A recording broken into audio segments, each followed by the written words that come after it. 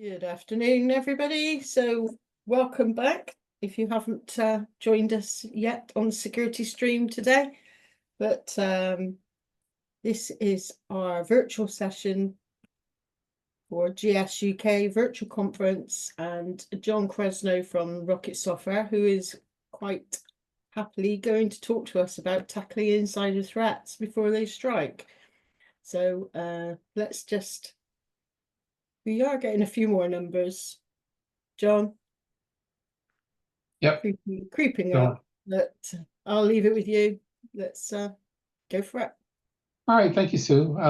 So welcome everybody. Good afternoon to those of you. It's afternoon, and I say good morning to anybody from over on this side of the pond. It's 6:45 for me, so nice. So yeah, we're going to talk about insider threats and tackling insider threats before they strike. I've often spoken at GSE and other conferences about insider threats from a different perspective than we're going to talk about today. So let's get right to it. Yeah, blah, blah, blah. I always put the abstract into my presentations that you'll have access to later too, and just as a reminder of kind of what the intent was.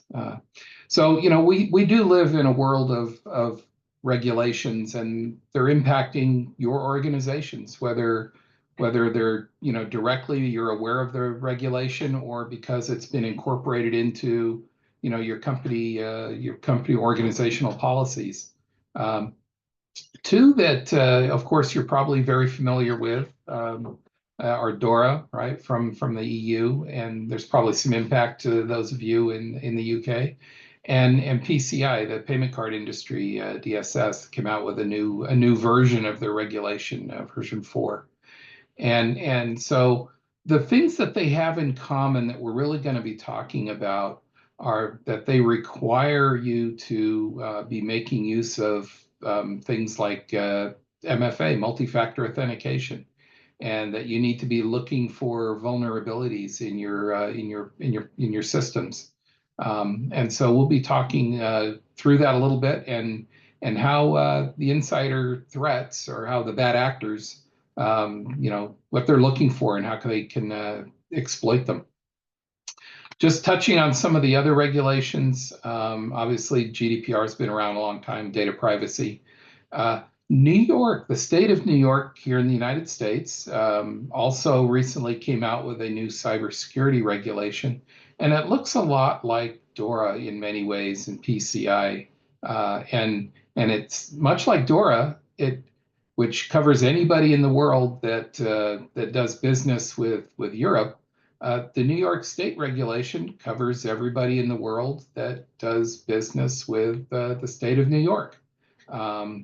While DORA is focused, you know, on more on the fintech and such industries, New York's is a little broader, and so if you have banks and others doing business in New York, they're covered by the New York State regulation as well.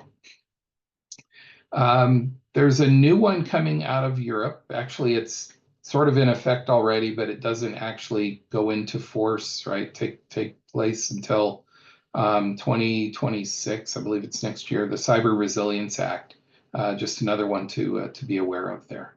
But primarily, we're going to focus on DORA and PCI DSS, if not directly, just through the material that I'll be covering for you. So we really need to be concerned around not just security, but integrity and resilience. And, you know, they really all go hand in hand. You can't have integrity without security, or you can't have security without integrity, depending on how you want to look at it. And then resilience is important, right? Resilience is if something bad happens, how do you handle it? How do you deal with it? How fast can you recover? And maybe you know, you've done things so that what people are trying to do, the bad actors are trying to do, when things happen, they don't really impact you, right? They don't impact the business, I should say. A couple of statistics to be aware of, you know, in the state of security, that, you know, 91% of mainframe organizations have had a breach or a compromise. Now, that's pretty broad, right? Because that statistic can include data privacy breaches. It's not just security, hackers or, bad actors getting into the systems, but it could be a combination of those. The more troubling one is that only 28% of IT leaders are extremely confident in the response to mainframe vulnerabilities. Only 28%. We'll let that sink in for a little bit. The others are interesting. The cost of downtime, it really depends on the business, right? That's a global average cost, $5 million US. And then when we're looking at the concerns and of vulnerability management, for example, how do you identify, locate, and mitigate the threats, right, across those critical systems? How do you meet the organizational and regulatory compliance standards, right? And we'll talk a little bit about some of those. And then, how do you ensure a resilient infrastructure, minimize costly downtime? So DORA, for example, has a requirement that a system can only be down for 2 hours. If there's an outage, it has to be back up within a couple of hours. So how do you meet that, right? How do you recover the data you might need to recover to get your system back up? Was it corrupted? Was their data corrupted? Was it a ransomware event, right? And so things to think about there. And those are really the concerns of how do you meet the regulatory requirements? We've talked about mainframe security myths before. It's always good to remind people of them. Maybe some of you are new to the industry, new to the platform. People think that the mainframe is inherently secure, and it is a secure system, but it is the most securable system. You still have to take configuration actions, right? You have to do things to secure the system, but it has the most capability, right, of being secureable. People think that the mainframe has never been hacked. Well, because you've not heard that it's been hacked doesn't mean it hasn't. Kind of that, I don't know if it's the first one, but it was the first one that really got some notoriety. Was about 10 or 11 years ago, I think now, when the Office of Personnel Management for the U.S. government was infiltrated, to put it that way. A user came in through somebody's PC, through a Trojan horse there, and they got their credentials. And through the credentials, they were able to access the mainframe and get data. So yeah, that was about 11 years ago. There's no need for extra security because the mainframe is behind a firewall. Well, bad actors infiltrate those firewalls all the time and get into your internal networks, right? And just because you're behind a firewall doesn't mean that they're not already in your system. Now, there's a difference between the bad actors that are coming in from the outside that are unknowns, and then there's the insiders, right? The insider threats, the bad actors on the inside, the employees, the contractors, people who have credentials to be in the system. So the firewall means nothing to them because they have access through it. Enterprise security managers or external security managers, top secret, ACF2, RACF, that secures all of our data sets for malicious threats. Well, yeah, it does. But what about the people that have access to all of that data already? What stops them? And limiting data or system data set access to only a few trustworthy systems programmers, right? Well, we should always be looking at it from a zero trust standpoint. I trust you, but I'll verify you, right? In other words, I don't trust you. Nobody should always have access to everything all the time. And they should only get access to things when they actually need it. So these are myths, right? These are things that people believe that their system is protected, is secure because of all this, when in reality, all of this is false. So let's talk about some of the common threats impacting the mainframe. So we'll start with code-based vulnerabilities. These are vulnerabilities in programs, code-based, right? And so this is binary code, and vulnerabilities exist there. And we'll talk a little bit about the types of vulnerabilities later on.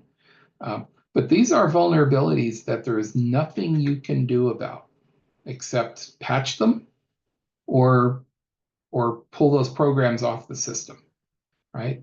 And again, we'll talk about the types of those a little bit. Then you have configuration-based vulnerabilities. So how is your security manager, right? I'll just say RACF. So how is RACF configured? Is it configured following a best practice? Is it following corporate policy? Are there configuration options not used or maybe used incorrectly? And the same goes for other parts of the system as well, right? So those are things that you can change and should also be looking at on a regular basis. Do you have a baseline, and have you deviated from that baseline? Have configuration options been changed in ways that they should not be? The perception of isolation from modern threats. It goes kind of back to the firewall idea, right? I will often say that the best thing that ever happened to the mainframe was TCP/IP, and the worst thing that ever happened to the mainframe was TCP/IP. Prior to that, it was much harder to gain access to it, right? You had to come in through an SNA network. The protocols were different. TCP/IP really opened it up. And so people think that, hey, we're on the mainframe, we're still protected from modern threats, but guess what? You're not. They can still gain access to those, to their systems. What's running on the mainframe today? A lot of Java programs, right? Python, other things. It's not always, compiled COBOL or assembled, assembler. So think about that from an isolation from modern threat standpoint. Third-party vendors and applications. That sort of goes hand in hand back to code-based vulnerabilities, because code-based vulnerabilities can only happen. They don't happen in COBOL programs, right? Because they don't have the authority in the COBOL programs to do the things at the level of the system that allow users to gain, elevate their privileges. So you get a lot of third-party vendors and applications, right? System software, things that often run in a privileged state, and that's where you need to be looking at those vulnerabilities, and we'll talk a little bit more about that later. Insider threats, which is sort of the key of what we're talking about.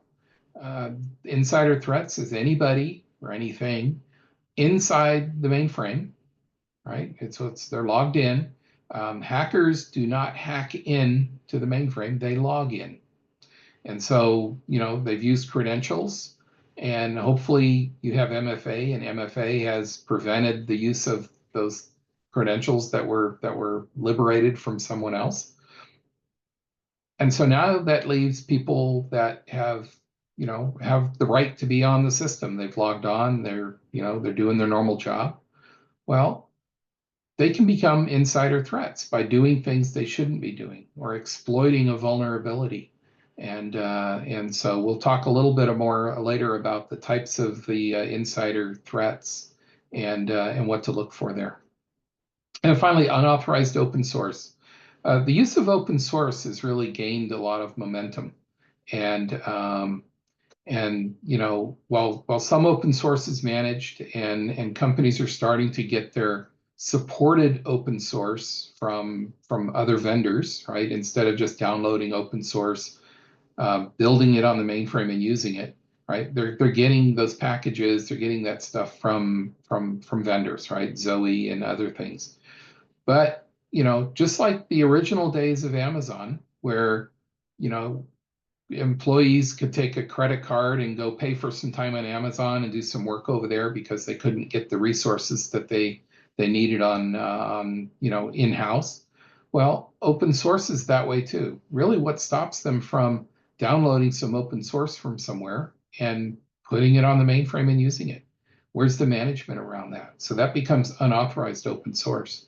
And if you're not patching your open source, if you're not keeping up with all the security issues, right, that are when they're published and applying those fixes, those are opportunities for exploitation through the open source.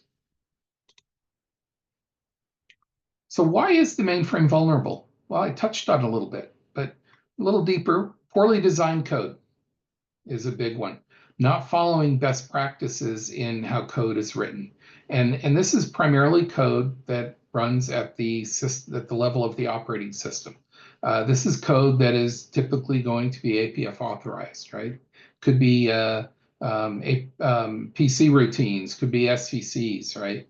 But it's code that is APF authorized typically, so it can kind of do what it wants.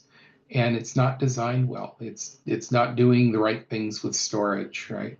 You'll often find this in vendor software and from all vendors.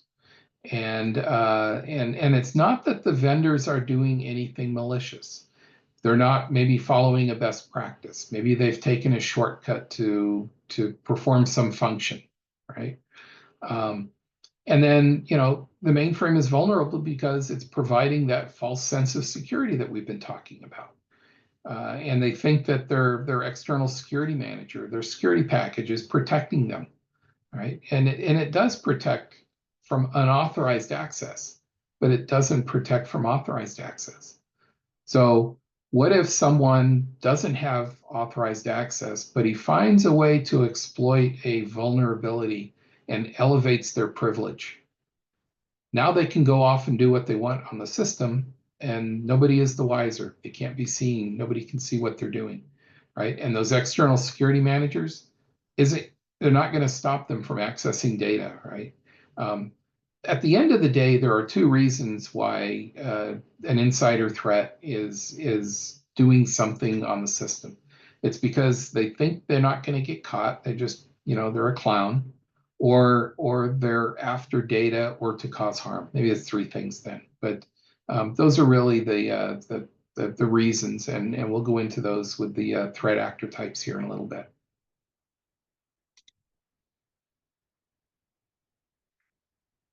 So mainframe security, resilience, and integrity. So if we look at this from the bottom up, every company has policies, procedures, right, and awareness, and they try to generate awareness.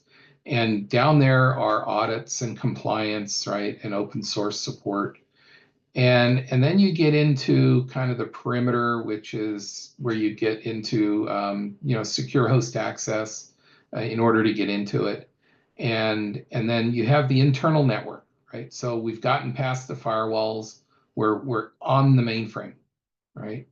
And you want to have things deployed like multi-factor authentication, right? At that point, to prevent somebody from getting to that internal network that shouldn't be on it. The issue with multi-factor authentication is that it's not deployed widely enough. In many cases, organizations deploy it for only those privileged users that can access, the special system data sets and do special things. The systems programmers, the administrators. When in reality, everybody should have multi-factor authentication, right? Should be using it to get on the system. Then we get into the applications themselves, right? So that's where, there's a lot of audit and compliance take place. Multi-factor authentication is still in play there, because that's how you've gotten there. Your security management, security package management, recovering data, right? Data recovery programs. So if an application causes some data corruption, then you'll have, your recovery programs to restore all of that. Then we move up into the operating system. And this is really where we're talking about vulnerabilities. And the reason is that everything that you're doing, right, applications open a file, COBOL program issues an open, well, that drives back to an SVC. Well, those SVCs are going to are operating at the level of the operating system. And they may be privileged, right? They may be APF authorized.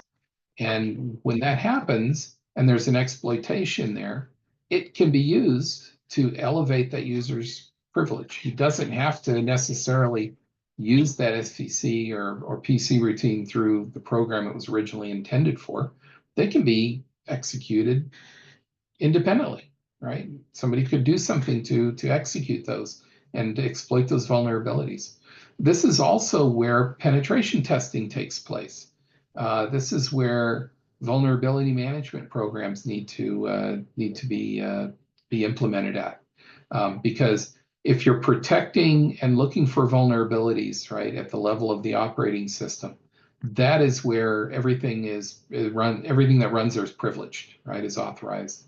And that's where the real vulnerabilities are. COBOL programs don't run in a key state, right? That they're running in where they can do any of this stuff. It's assembler programs, maybe some PL1, but it's programs that are written at that level, right, and can be APF authorized that can do this stuff. And why is data at the top? Because that's what everybody is after, right? In one way or another, they're really after the data, and they want to exfiltrate that data, or they just want to lock it up, right? Think ransomware. But if they want to exfiltrate that data, they have to be able to get access to it, unfettered access. Well, if someone has exploited a vulnerability and elevated their privileges, now they can gain access to all of that data, and nobody is the wiser. Nobody, they're not trackable at that point. This is also where other data recovery programs exist. A lot of storage tools, products, utilities are there looking at data integrity and managing storage health and stuff as well. But it's that level of the operating system that is key. So how do we keep the threat actors out? Well, the biggest thing is to deploy multi-factor authentication. And you need to deploy that across for all the users on the system. And it keeps the bad actors out of the system that shouldn't be in there. These aren't insider threats. These are just bad actors, threat actors trying to infiltrate the system using credentials that they acquired from wherever and however they acquired them. But without MFA, nothing stops them from using those credentials, right? With MFA, they won't have that other piece of information, that token, right, whatever it is, to gain access. So that's really important. But do you only give it to the privileged users? Well, that's the general way of thinking, but the answer is no. You give it to all of the users, because that's how you keep all the threat actors out. Many think that by giving it to the privileged users, right, that everybody else, they can't access all that special stuff anyway. But if a vulnerability is exploited, those credentials that have no access normally to things suddenly get access. IBM has done a lot to protect ACE control blocks from being modified, but not everything, right? There are still ways of elevating privileges.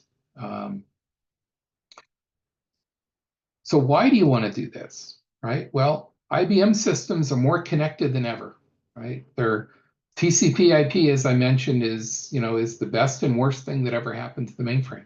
They're on 24/7, right? They're available 24/7. You've got mobile applications accessing them, whether it's accessing applications or just data, right? You've got cloud connectivity. There's a lot of other things going on here on the system. So they're connected to a lot of stuff, right? And going back to the pre-TCP/IP days, say going back to, we'll just call it before, 1999-ish, 1998, they were more self-contained, and you didn't have some of those the same connectivity concerns. So this really has introduced new risks and threats. So that makes MFA all the more important to deploy to all the users. So what about the insider threats? So there's different ways to look at insider threats, right? You can collect data about how they're using applications and use that to perform some behavioral analytics. Are they a good example is a customer service rep is typically looking at customer records and maybe they look on an average day, they look at 300 customer records, right, for calls they get. Just throwing a number out there. Well, what if they're suddenly looking at 2,000 or 3,000 a day for some period of time? Isn't that a change in behavior? And why are they looking at so many? I mean, there's really nothing they're doing business-wise by looking at that many, right?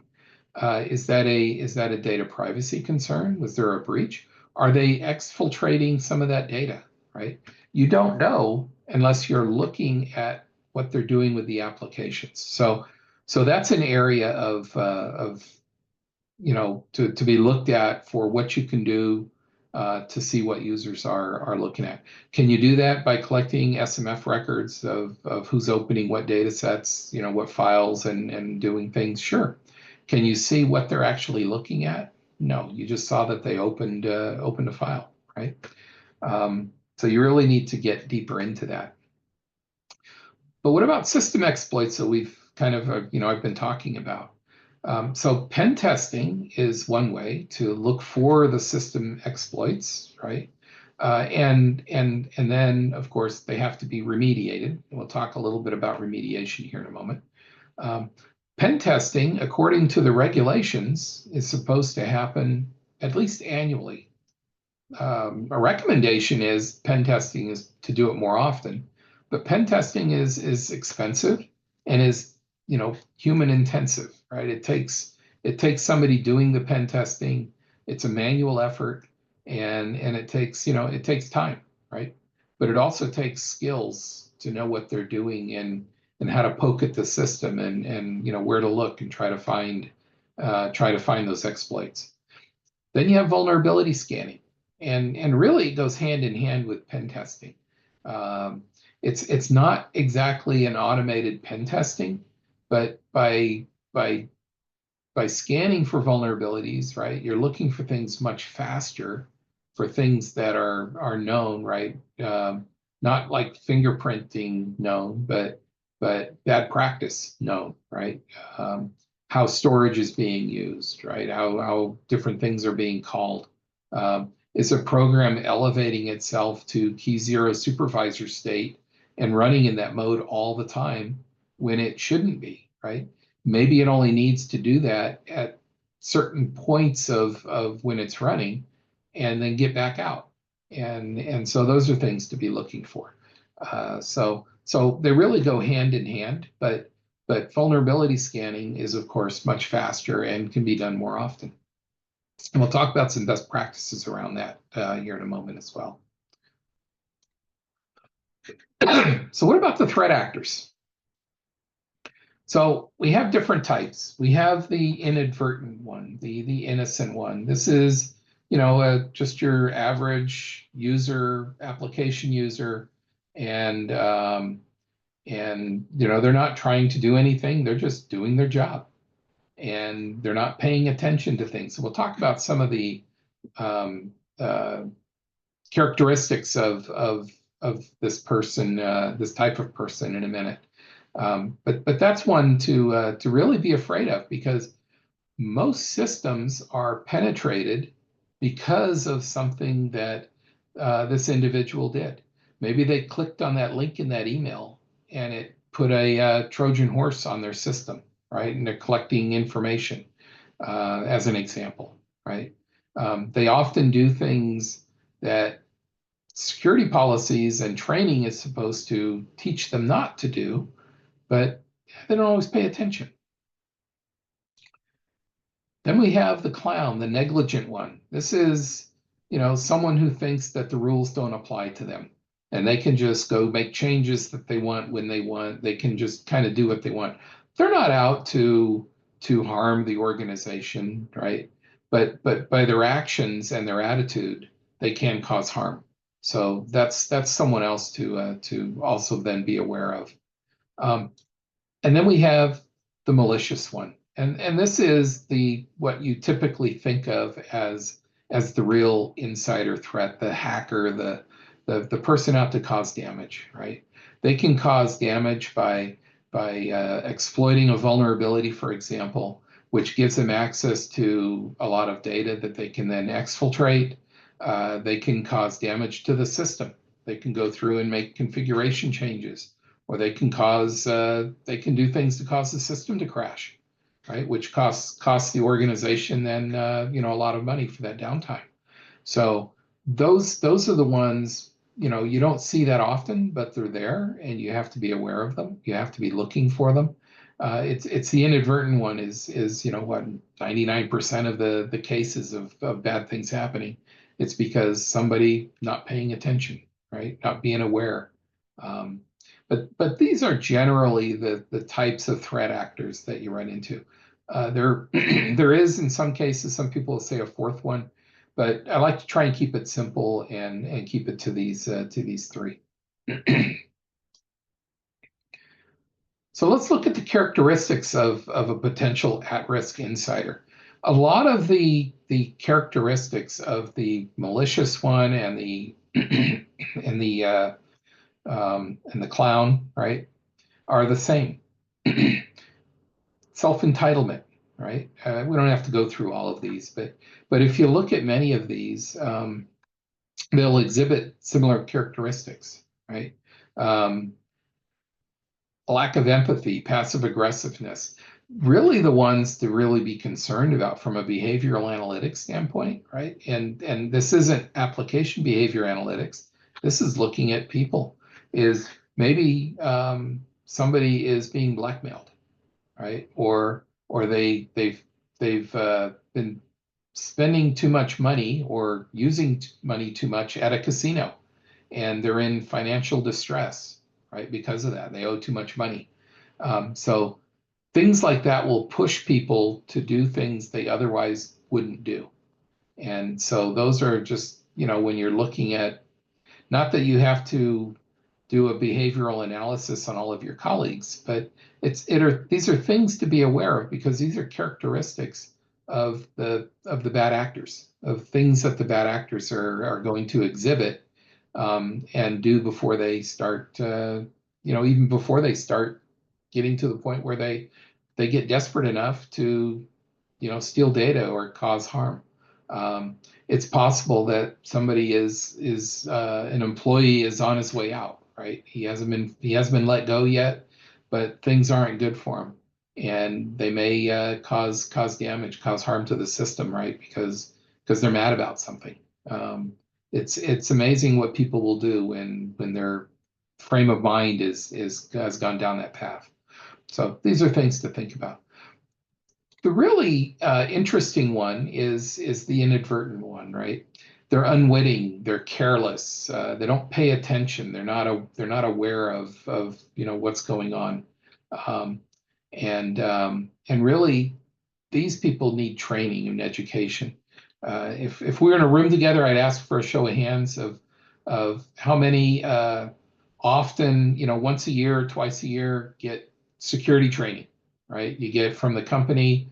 You're asked to go through some videos, right, and with some questions on the end to answer, and it's an awareness, right, security training, and sometimes they're more in depth, and it sometimes depends on your position in the organization, but we get those more than once a year, and we have to go through those as well, and that's pretty common, and so at the end of the day, it's training and education that drives awareness, right?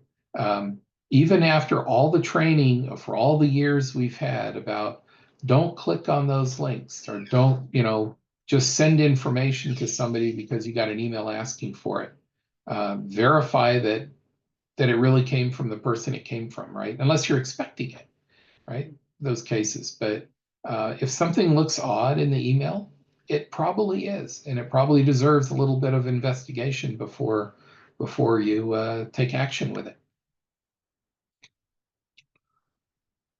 So let's jump back into the architecture of ZOS a little bit, right? We had the pyramid diagram earlier, and at the bottom of it, right, towards the bottom, we had the application layer, and there you have user programs and user memory. And these programs can only access their own memory, right? And IBM's done a good job with that over the years. And you know, these applications, and these applications don't have a way of making changes in the operating system layer, right? If they're going to invoke an SVC, they'll invoke the SVC, right, through a call, calling another program, but they themselves can't do anything. Now, what they're calling might be privileged, might be authorized, and it might be able to do some things, right? And that's where we start looking at getting into systems programs and system memory, right? And all of these actions, the SVCs, right, and even an open SVC, all that eventually goes up to the operating system layer. And that's where all the resource controls are.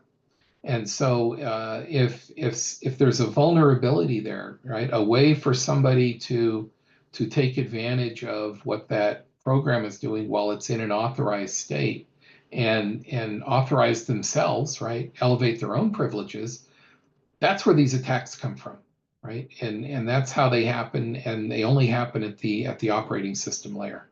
So that's really where the focus needs to be, is more so at the operating system layer in the case of vulnerability management, right? If you're looking at applications and how people are using them and are they stealing data, yeah, that's different, right? Then you're back down at the application layer, and you know, of course, users come in through the network and then the TCP/IP network, right? But from a vulnerability standpoint, system vulnerabilities, we're really talking about things happening at the operating system layer. And so integrity in this case really means that the system, the operating system, is able to do what it's supposed to do uninterrupted, right? And as soon as there's a vulnerability being exploited, now we have an integrity problem, because by exploiting that vulnerability, you're probably preventing the operating system from doing what it's supposed to be doing, right? It is inherently inherent on the responsibility of the vendors or anybody writing software at this layer, at this level, to pay attention to the integrity of the system, right? And to pay attention to those things, but not everybody does. And so when bad things happen, it goes back to and falls back on those vendors to fix those problems.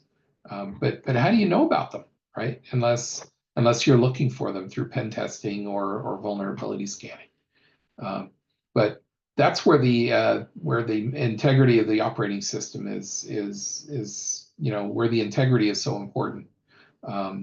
If an application has an issue and it abends, okay, it abended, you fix whatever that issue was and you restart it and you go on your merry way. That's not going to bring down the operating system, but programs running SVCs, PC routines, right, other things running at the level of the operating system, that's where the real damage can be caused. So why is scanning for code-based vulnerabilities so important? Well, we talk about zero-day threats in distributed systems. Well, we can have zero-day threats on the mainframe as well, right? And those can impact the security integrity of the system. And a zero-day threat on the mainframe is the same as everywhere else. It's just a vulnerability, a threat that hasn't been found before. Now, it's possible that it's been found and you haven't applied the maintenance to fix it. And so for you, it's a zero-day threat, but for the system, it isn't, right? It just means you're behind on maintenance. Now, we get that through poorly written code, right? And again, I mentioned maintenance, a lack of applying maintenance to your security manager, to any, you know, vendor software that's running at the level of the OS. And scanning allows you to rapidly detect and then respond to those vulnerabilities. So by scanning, you can detect them. After they've been detected, then action has to be taken. So you have to find, okay, well, we found this vulnerability. Who owns that code? Did we write it ourselves, right? And there are still shops that write SVCs and PVC routines and other things. Many do not anymore, but vendors do, right? Vendor software makes, has to do a lot of that. So by scanning and fixing those issues, right, you're limiting your risk to data breaches and compliance violations. The regulations say that you have to do what you can to find these vulnerabilities, whatever that means. Is it pen testing? That's one way. Will that put you in compliance? Yeah, it could. Depends on the quality of the pen testing and everything else. But so that would get you out of the compliance, but it may not get you out of, the data breaches. Will it limit it somewhat? Completely? No. Is there anything that is 100% guaranteed to prevent data breaches? No. And if anybody tells you otherwise, they're not being honest with you. Where there's a will, there's a way, right? We're never ahead of the bad actors, right? They're always going to be ahead of the good guys. But you do what you can, right? And if you can cover, 80 or 90% of it, you're going to make it a lot harder on them to be the bad actors, right? To do the things that they're trying, or they're trying to do or want to do.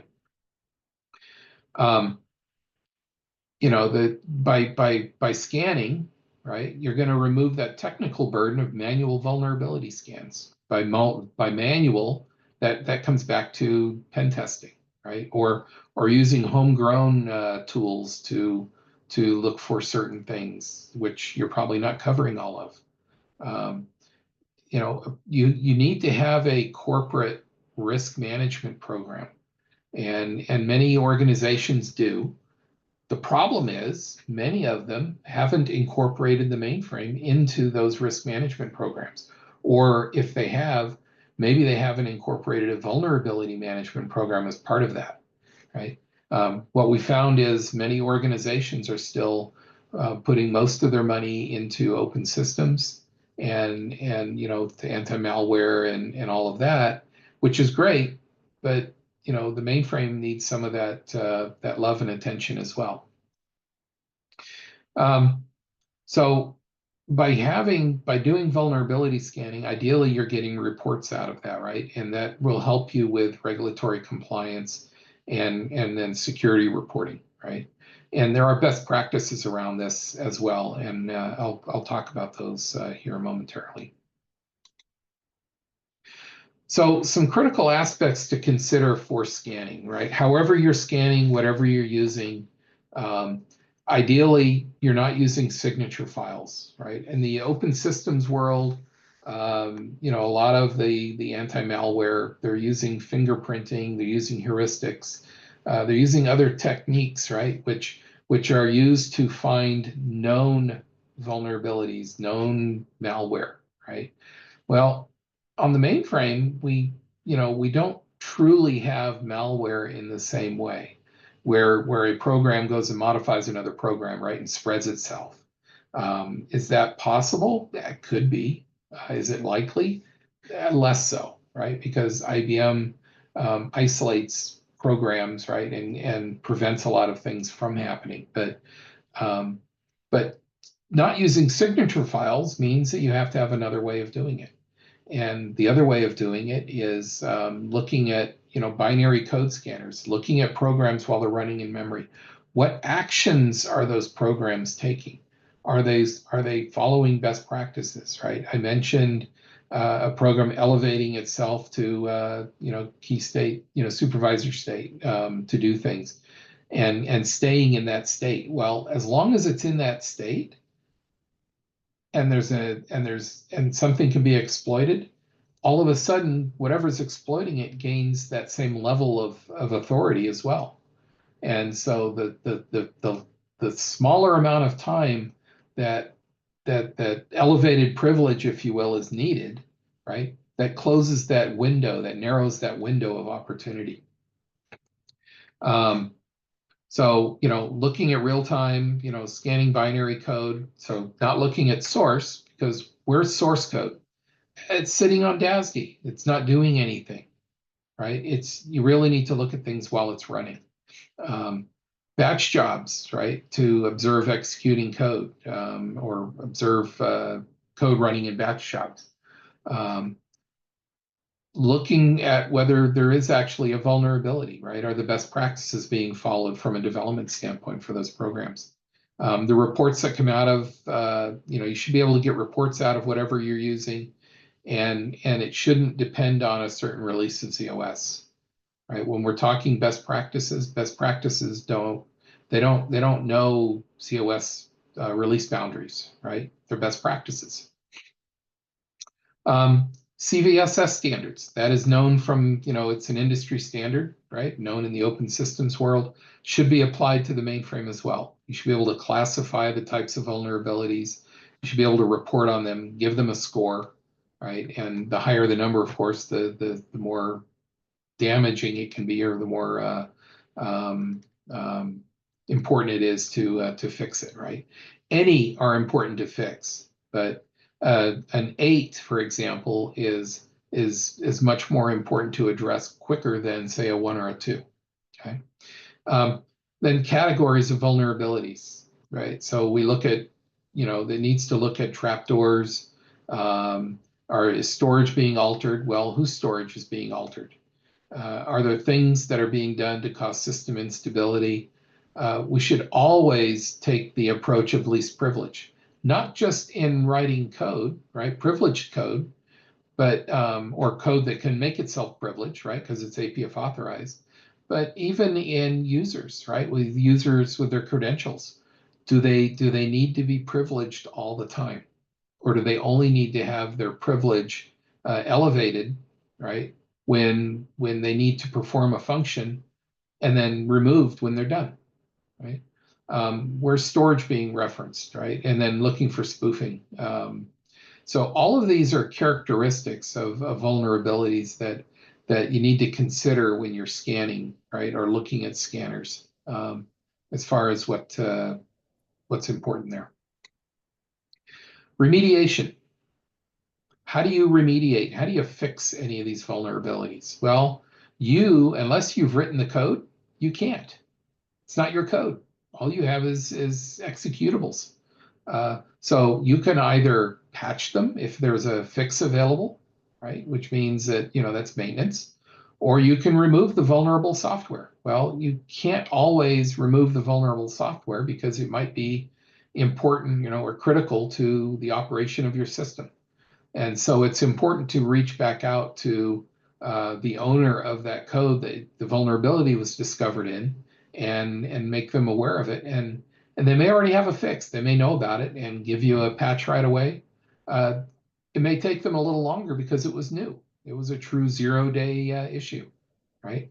And then they'll give you the fix. So it's really important to stay on top of security fixes. Now, do all the vendors publish their, the vulnerabilities when they're discovered? Absolutely not. You'll find, right, on the mainframe that often vulnerabilities are not published. Issues that arise are not published, right? So it's just really important to stay on top of the maintenance for your software for these reasons. These are not configuration changes. You can't fix these problems by changing configurations. This is in the code. This is stuff the code is doing. So that's remediation. It's really the only way to fix it. If it's stuff you've written, yeah, great, you can fix it and redeploy it. But otherwise, you're going to be reaching back out to the vendor that owns that product, owns that code. Right? I just touched on who has to fix the vulnerability, right? It's the author of the code, whoever has the source, right? They're the ones that have to do it. Let's talk, we got about 10 minutes left. Let's talk about. No, we don't. Oh, actually, we're over time, aren't we? Yeah, we are. I'm so used to. All right, I'll just real quick, best practice, scan your stuff on a test system and get the fix and scan again to make sure it was fixed, right? That's the best practice of doing this. And just some key benefits, and the presentation, the PDF will be available to you. You can read through these. I don't need to go through each one of these for you. And just the last couple of slides here, what do you stand to lose? Hey, it's costly. It's brand reputation, right? Will be degraded. Warren Buffett said it well. It takes 20 years to build a reputation and 5 minutes to ruin it, right? And lastly, be on the offensive. Look up Vince Lombardi if you don't know who he was. It was an American football player and coach. You know, don't ignore things. You know, the human element is still the primary threat vector and always will be. If you're collecting data, right, don't ignore the analysis, and don't forget to perform those pen tests, right? And Winston Churchill said it well: never, never, never give up. So, sorry for the extra 6 minutes, but thank you for your time and attendance here, and Thank you.